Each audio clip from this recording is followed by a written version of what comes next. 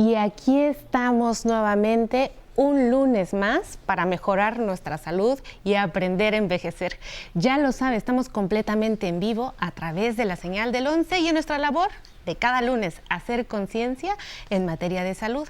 El día de hoy vamos a platicar de cáncer de colon y recto.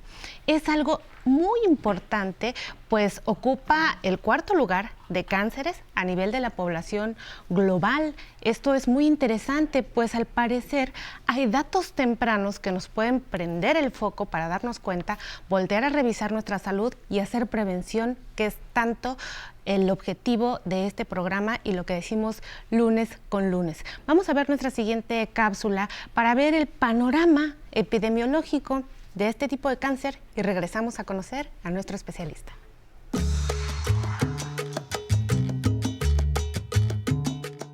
El cáncer de colon y recto es el cuarto más frecuente en México, de acuerdo con información del Instituto Nacional de Salud Pública. Algunos de los factores de riesgo que pueden aumentar la probabilidad de desarrollarlo son dietas abundantes en alimentos procesados, bajo consumo de frutas, verduras y fibra, así como el sedentarismo. Otras circunstancias que pueden predisponer su aparición son los antecedentes familiares de cáncer colorectal o enfermedades como la diabetes, la obesidad, el tabaquismo y el alto consumo de alcohol. La población donde se detecta mayor frecuencia de cáncer colorectal es en personas adultas mayores entre los 65 y 75 años de edad. Este lunes en Aprender a Envejecer, hablaremos sobre este tipo de cáncer, su prevención, detección oportuna y tratamientos para ofrecer una mejor calidad de vida a los pacientes que lo padecen. ¡Comenzamos! Nos acompaña el doctor José Antonio de la Rosa Jiménez. El doctor es médico cirujano, especialista en coloproctología. Bienvenido. Muchas gracias por la invitación. Al contrario, por estar esta mañana con nosotros. Pues a ver, platícanos, si bien estas estadísticas sugieren algo, aparentemente sí hay una visión a la larga de cómo se va a comportar esta enfermedad en la población, Antonio. Sí, claro. Si nosotros vemos en la actualidad, el cáncer de colon y recto representa la segunda causa de cáncer en mujeres a nivel mundial y la tercera en hombres. En mujeres únicamente después del cáncer de mama y en hombres después del cáncer de próstata y pulmón. Pero es la cuarta causa de muertes por cáncer en el mundo. Entonces, estas estadísticas han incrementado en 20 años más de un 100%. ¿Sí? Era un tumor que anteriormente no se detectaba tanto, probablemente por el estilo de vida y la esperanza de vida, pero que en la actualidad cada vez es más frecuente y tiende a ser de los primeros lugares. Híjole, qué alarmante. Por eso tenemos que identificar los factores de riesgo para desarrollarlos. ¿Cuáles son? Bueno, empecemos por definir qué es un factor de riesgo, que es todo aquello que nos va a aumentar el riesgo de padecer una enfermedad. En este tipo de cáncer, los factores de riesgo los vamos a poder clasificar en los que no vamos a poder modificar y los que sí. Los que nosotros no vamos a poder modificar, pues son la edad, ¿no? Que realmente nosotros tenemos aquí algo muy importante, que es a los 50 años tenemos que empezar, toda la población que vivimos en el mundo, a realizar algunos estudios que se llaman de tamizaje, que son preventivos para poder identificar pues alteraciones en el intestino. A partir de los 50. Sí, aunque en estadísticas, por ejemplo, en Estados Unidos, ya la recomendación empieza a partir de los 45 años. No en todo el mundo, pero en Estados Unidos en específico sí, porque es un tipo de cáncer que cada vez se ve más en jóvenes, incluso a partir de los 39 años o 40, ha aumentado. Edad. ¿Qué otro factor de riesgo? Otro, pues es la raza. ¿Sí? Realmente los países en los que más predomina es Australia, Nueva Zelanda, judíos, Ashkenazi, son una raza específica, y afroamericanos en Estados Unidos. Pero realmente todo el mundo tenemos un riesgo promedio, que realmente no hay quien tenga un riesgo bajo, ¿me explico? Siempre es un riesgo promedio o alto. Otros son los factores genéticos, que realmente esos pues no se presentan en toda la población, realmente representan un 20%. 8 de cada 10 personas que tienen cáncer no van a tener ningún antecedente ni realmente... Altísimo. 8 de cada 10. Y solamente 2 de cada 10 van a tener una alteración genética o un antecedente familiar. Hay alteraciones genéticas que prácticamente nos van a llevar al 100% de cáncer, como la poliposis familiar, que es muy raro encontrarla. Solo el 1% de los cánceres de colon y recto pertenecen a este grupo. Hay otras enfermedades como el síndrome de Lynch, que son tumores en jóvenes, menores de 50 años, pero que realmente representan también una parte baja de la población.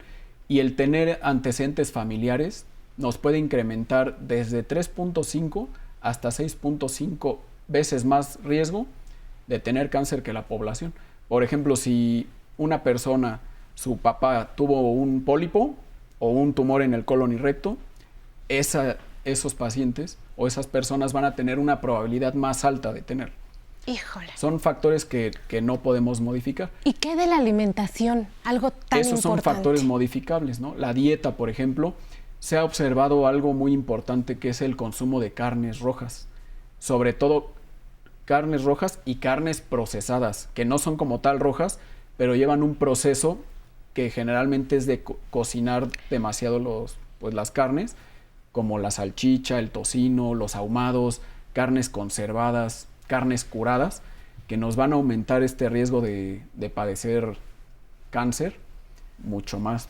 Otro pues es... Estas que nos encontramos en el supermercado, que vamos a buscar y que se conservan mucho tiempo claro. en los refrigeradores. Sobre todo que están procesadas. Y que están procesadas. Las carnes, para conservarse, pues tienen algunos productos nitrogenados o sales que van a aumentar pues el riesgo, ¿sí? A diferencia, por ejemplo, de pues, las carnes crudas, ¿no? Que realmente eso es la carne roja, la carne cruda, que también nos aumenta el riesgo, pero si vemos, el riesgo es mucho menor y la cantidad es menor con carne roja que con carne procesada. Si la carne roja es procesada, pues incluso el riesgo es mayor. ¡Qué tremendo! ¿Vale? Con razón va aumentando esta cifra de cánceres en todo el mundo. No nos detenemos a ver la alimentación. ¿Cuál sería el otro factor de riesgo? Pues tabaquismo, otro factor de riesgo alcoholismo. Es la obesidad, que realmente es un factor que vemos cada vez más en niños y adolescentes, ¿no? La obesidad para el cuerpo representa un estado de inflamación permanente y se ha observado que va a aumentar el riesgo de que se desarrollen tumores en el intestino y de que incluso la enfermedad sea más agresiva y haya más mortalidad en estas poblaciones. Por eso se ha observado el aumento en jóvenes por la cantidad de consumo de carne, cigarro, alcohol y carnes procesadas sobre todo, y pues dietas que no incluyen fibra, frutas y verduras, pescado con omegas, ¿no? Algunos suplementos con calcio, vitamina D.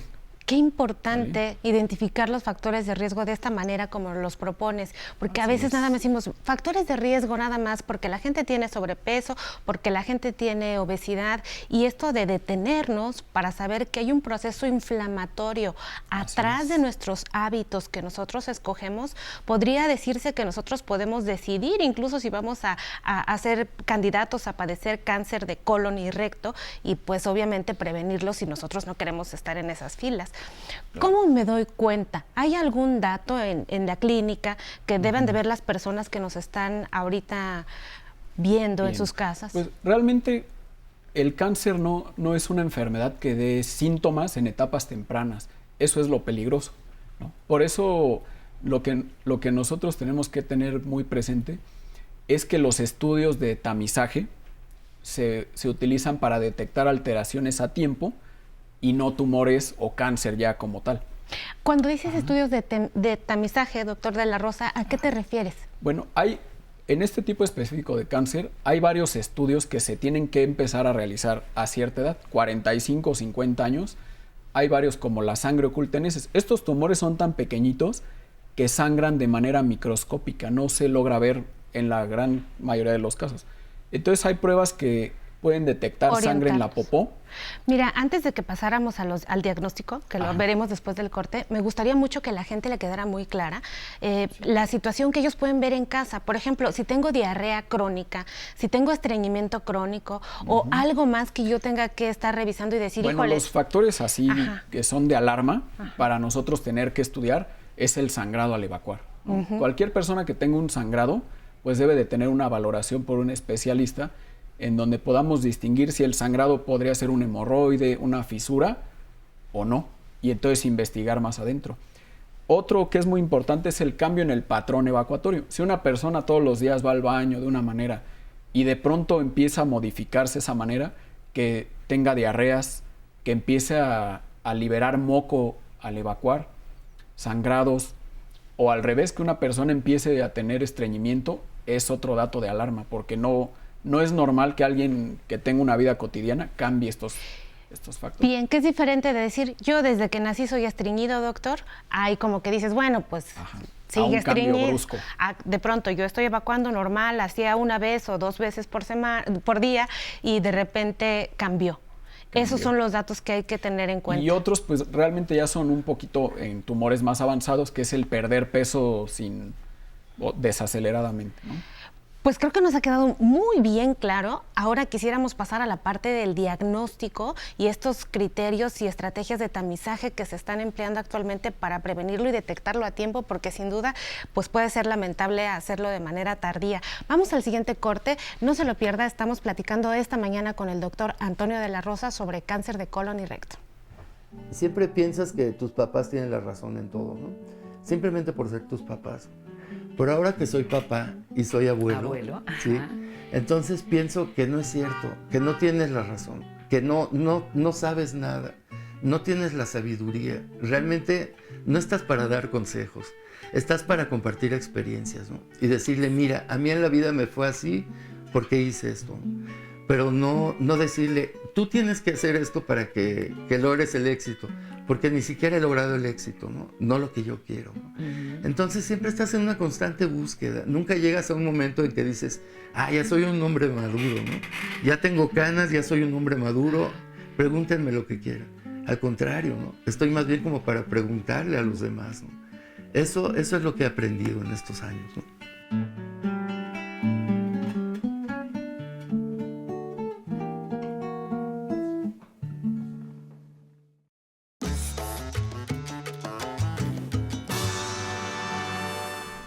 Y continuamos esta mañana platicando completamente en vivo con el doctor José Antonio de la Rosa Jiménez. El doctor es médico cirujano con especialidad en coloproctología y estamos platicando sobre cáncer de colon y recto. Las siguientes preguntas son de nuestro público. Vamos a verlas juntos. Hola, mi nombre es Susana Hernández, tengo 47 años y mi pregunta es, ¿se puede prevenir el cáncer de colon? ¿Y qué clase de alimentación es la correcta? Gran pregunta. Sí, es la mejor pregunta. Bueno, ¿se puede prevenir? Claro que sí, en la mayoría de los casos, hablando de más de un 90% de los casos, este tipo de cáncer es prevenible. ¿Cómo? Bueno, pues primero modificando los factores de riesgo que podemos modificar, ¿no? El peso que tenemos, la dieta que llevamos, hacer actividad física es muy importante, ¿sí? Y evitar pues ciertas cosas como el cigarro y el alcohol.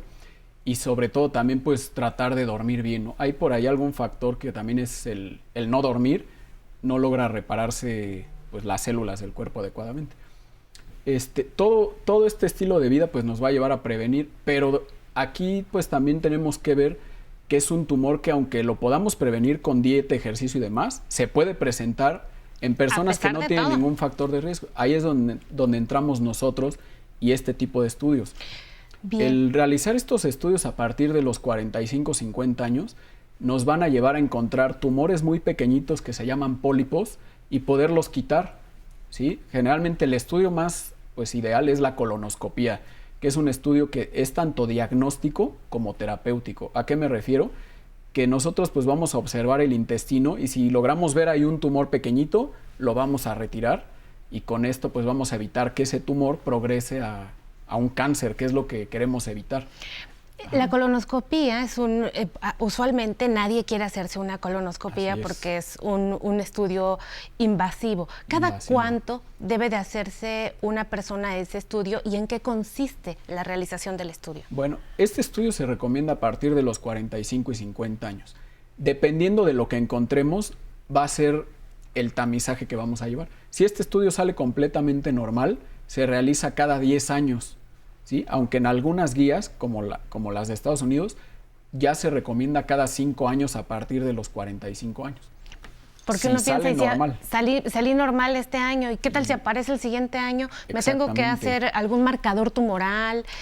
Realmente no funciona así. Los estudios que nosotros usamos para la prevención es la sangre oculta en heces, la inmunoquímica fecal, que es un estudio muy similar, pero donde ya no tenemos que dejar de comer carne roja y algunos alimentos, el DNA fecal, en donde vamos a encontrar ya alteraciones genéticas y también las globinas, la rectosigmoidoscopia, que realmente es una colonoscopia, pero que solo observa el lado izquierdo del intestino, y algunos como el enema de Vario, que son estudios ya más viejitos, y por ejemplo, pues el gold standard o el estándar de oro, que es la colonoscopia.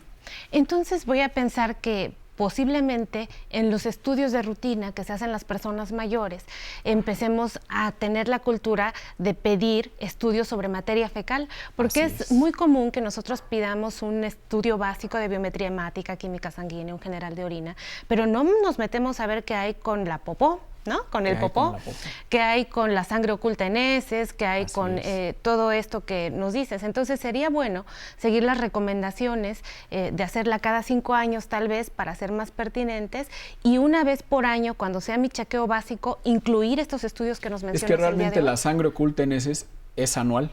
Es un estudio que se hace cada año.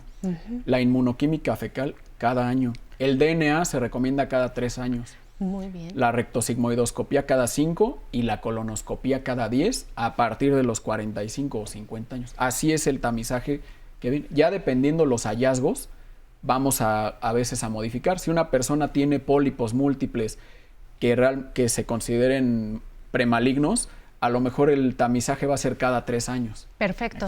Tenemos la siguiente pregunta del público y no olvidamos todavía la parte 2 de Susana de qué tenemos que comer, pero vamos a ver la siguiente pregunta. Hola, buenas tardes. Mi nombre es Griselda Enríquez Hernández. Tengo 53 años y pues tengo una pregunta para todos ustedes. ¿Acaso se puede vivir sin colon? ¿Qué pregunta tan buena? Es una pregunta muy interesante.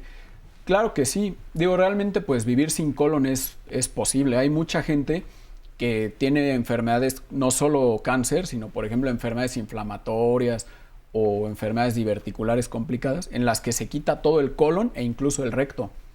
Y la función, no completamente, pero la va a hacer el intestino delgado. Y hay personas incluso que se les retira todo el colon y el recto y se conecta el intestino delgado al ano, y de esa manera viven, pues realmente tienen que modificar pues algunas cosas como la dieta o ciertos detalles, pero pueden vivir sin problemas sin colon. Qué interesante. Ahora volvamos a la pregunta de Susana, que me parece importantísima. ¿Qué como? O sea, actualmente uno cada vez se entera más de que los alimentos están contaminados, que los pesticidas con los que riegan nuestras plantas están contaminados. Ahora vienes tú el día de hoy, doctor de la Rosa, y nos dices que los procesados y que las carnes rojas, oye, pues ¿qué como? Bueno, entonces sí. Realmente la alimentación siempre pues debe de ser balanceada, ¿no? Existe todo esto del plato del buen comer, o incluso acercarse a un nutriólogo para que nos dé una dieta muy específica. Pero realmente pues hay que aumentar el consumo de frutas y verduras. Tienen fibra, tienen antioxidantes. Y pues la fibra viene en muchos preparados como la avena, los cereales, frutas, verduras, en cantidades variables. Pero por ejemplo el aumento de 10 gramos de fibra en la alimentación nos disminuye 10% de riesgo de padecer cáncer de colon y recto. Bastante bueno. Otro pues también es consumir alimentos con vitamina D y calcio. Hay algunos estudios no tan concluyentes, pero donde algunos antioxidantes como el ácido fólico y los omega 3 pues también son recomendables. Claro que sí. Y pregunto, ¿la gente tiene miedo de consumir fibra? Sobre todo cuando tiene tendencia al estreñimiento. ¿La fibra laxa a la gente? Claro que no. La fibra pertenece a un grupo de medicamentos que se llaman formadores del bolo fecal, que lo único que hacen es dar forma y consistencia a la popó. También por ahí hay algunas publicaciones en donde el café, que ayuda a acelerar un poquito el tránsito del intestino, también nos ayuda a prevenir pues esto del cáncer de colon y recto. ¿Qué hay acerca del uso de laxantes de manera crónica y el riesgo para el colon? Bueno, realmente no se ha observado que haya laxantes que nos aumenten el riesgo de cáncer como tal, pero sí hay algunos que pueden aumentar el estreñimiento y algunas situaciones como los derivados de la antraquinona. Como por ejemplo un nombre. Todo, cenócidos. Famosísimos. Son los más famosos y los que más se utilizan. No son malos, pero el uso crónico nos puede llevar a alteraciones para evacuar. ¿Cuánto se recomienda para un especialista en colon y recto de consumo de líquidos por día? 2 litros en promedio, sí. Eso es el... ¿Estoy pensando de 2 litros en lo que me estoy tomando ahorita o tienen que ir involucradas, hay sopas y cuento todo? No, realmente sí tiene que ser agua, pues en realidad simple, ¿no? Porque si hablamos entre refrescos, café, pues va a variar la cantidad de agua que realmente tienen algunos, como los refrescos o los jugos, pues la cantidad de agua es muy poca, ¿no? Tienen mucha azúcar y demás y pues realmente no son recomendables.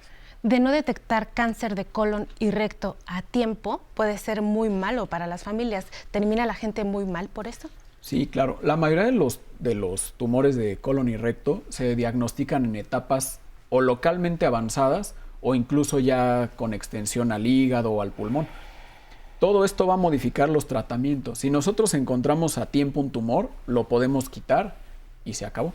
Pero en muchos casos en los que esto ya es avanzado, los tratamientos van a ser muy complejos, ¿no? Involucran radioterapias, quimioterapias, algunos medicamentos que llegan a ser muy costosos y pues obviamente cirugías grandes que pues llegan a tener complicaciones. En etapas muy avanzadas, incluso a veces pues ya el pronóstico es muy malo, ¿no? Ya no sirve ni la cirugía, son tratamientos únicamente para prolongar la vida algunos meses.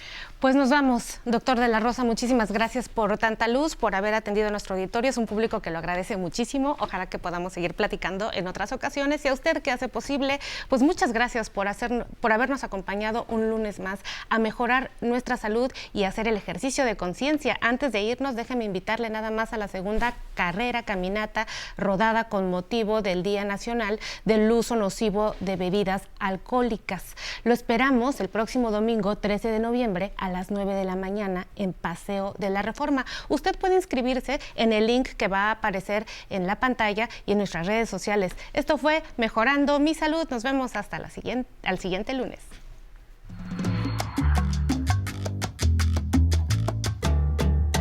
La mayoría de los casos de cáncer colorectal se pueden prevenir con una detección temprana. Es importante estar atento a las primeras señales. A diferencia de otros tipos de cáncer, el colorectal solo presenta síntomas específicos y notorios cuando ya está muy avanzado. Además, su diagnóstico se dificulta porque puede compartir síntomas con muchas otras enfermedades. Solo un médico especialista puede diagnosticar adecuadamente la enfermedad, por lo que es importante acudir al doctor si nota algunos de los siguientes síntomas. Cambios en la forma habitual de ir al baño, como diarreas alternadas con estreñimiento, presencia de sangre en las heces o en la región perianal, cólicos o dolor abdominal muy frecuentes, debilidad, fatiga y pérdida inexplicable de peso. Se recomienda que a partir de los 50 años, las personas se sometan periódicamente a pruebas de sangre oculta en heces. Es un análisis nada invasivo ni molesto. También, su médico le puede pedir un estudio conocido como colonoscopía para tener un diagnóstico adecuado. Por todas estas razones, es recomendable acudir periódicamente a revisión médica. Iniciamos la semana y les agradecemos por estar en Aprender a Envejecer, por supuesto desde la señal del 11. Saludamos hasta Zacatecas, Tampico, Colima y a los que se encuentran en Sinaloa. Les recordamos que si están en Estados Unidos, Puerto Rico o en República Dominicana, nos pueden ver desde la señal internacional del 11 México. Pero si viven en México, se pueden comunicar al teléfono 55 51 66 4000 para dejar sugerencias de temas o dudas que tengan para los especialistas. Y si se encuentran en Colombia o en Perú, sigan el Facebook de Aprender a Envejecer y participen con sus comentarios. Como nos saluda Silvia Romero, nos felicita mucho a todo el equipo de Aprender a Envejecer por toda la información que les proporcionamos. Al igual que Soledad Said, nos manda muchos saludos desde Chile. Y también Ernesto Montes de Oca, te mando un abrazo enorme, que cumplas muchos años más. Y ya para despedir el programa y seguir festejando la vida, disfruten la música de Habana Son Cuba con Llorarás. Nos vemos mañana. Oye,